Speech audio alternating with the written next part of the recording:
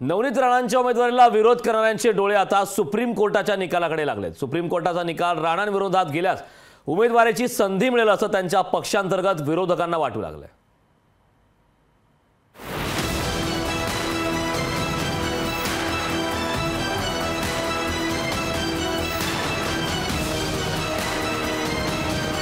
जात प्रमाणपत्राच्या प्रकरणामुळे वाढत असलेल्या अडचणी, पक्षांतर्गत स्थानिक नेत्यांचा विरोध, मित्र पक्षांची असलेली नाराजी, हा सारा विरोध झुगारून भाजपनं नवनीत राणा यांना अमरावतीतून लोकसभेचं तिकीट अखेर जाहीर केलं आणि नवनीत राणा कोणत्या पक्षातून निवडणूक लढणार या संभ्रमावर पडदाच पडला। राणा यांच्यासह हजारो कार्यकर्त्यांनी भाजपमध्ये अधिकृत प्रवेश केला, पण नवनीत राणांची ही लढाई सोपी नसल्याचं चित्र आहे।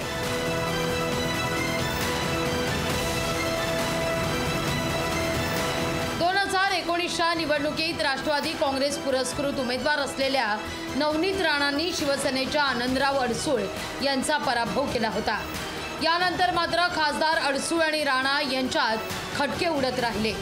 आता राणांना अमरावतीतून उमेदवारी जाहीर झाल्यानंतर जुन्या वादाला पुन्हा एकदा फोडणी मिळाली आहे। मित्र पक्षातल्या अडसूळ पितापुत्रांनी राणांविरोधात आक्रमक पवित्रा घेत मोदी तुझसे बैर नहीं, राणा तेरी खैर नहीं म्हणत विरोधाची धार अधिकच टोकधार केली आहे। राणांचा प्रचार तर सोडाच, पण राणांना पाडण्याकरता रणनीती आखणार असल्याचं अडसूळ म्हणताय। राणांचा विरोध काही हा संपलेला नाही किंवा संपलेला नाही आणि संपणारही नाही। जोपर्यंत राणा त्या निवडणुकीमध्ये पराभूत होत नाही तोपर्यंत कोणीही शांत बसणार। काही दिवसांपूर्वी रवी राणांनी येणाऱ्या काळामध्ये सगळे एनडीएचे घटक खासदार नवनीत राणांच्या मंचावर दिसतील आणि एनडीएचे घटक म्हणून खासदार नवनीत राणांचा प्रचार करतील असं म्हणत विश्वास व्यक्त केला होता। त्यालाही अडसूळ आता प्रत्युत्तर देत आहे। आम्ही माननीय शिवसेना प्रमुख बाळासाहेब ठाकरेंचे शिवसैनिक आहोत। ज्यावेळी यांच्यासाठी प्रचार करायची वेळ येईल ना त्या दिवशी आम्ही सगळं सोडून संन्यास घेऊ। कुठल्याही प्रकारे या दोघांचा प्रचार करणार नाही।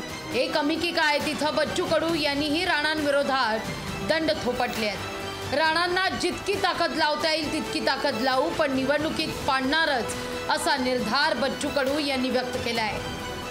राणानं कार्यालय फोडलं भाजपाचं, इथल्या कार्यकर्त्याला मारलं, गुन्हे दाखल केले, पालकमंत्री म्हटलंय। मला वाटतं सगळ्यांनी एकत्र व्हावं, राणा कुठं पडते एवढं डोक्यात घ्यावं, तसं कामाला लागावं।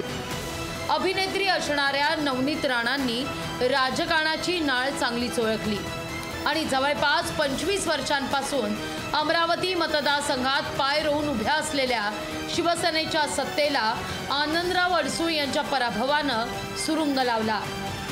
पण आता 2019 नंतर पुलाखालून बरंच पाणी गेलंय। आता राणांविरोधात अनेकांनी मैदानात उडी घेतल्यानं आता लढाईत मैदान कोण मारतं आणि कोण कोणाला चितपट करतं हे पाहावं लागेल। सूरज दहाट, लोकशाही मराठी, मुंबई। लोकशाही मराठी ऐका, पहा, जागरूक रहा।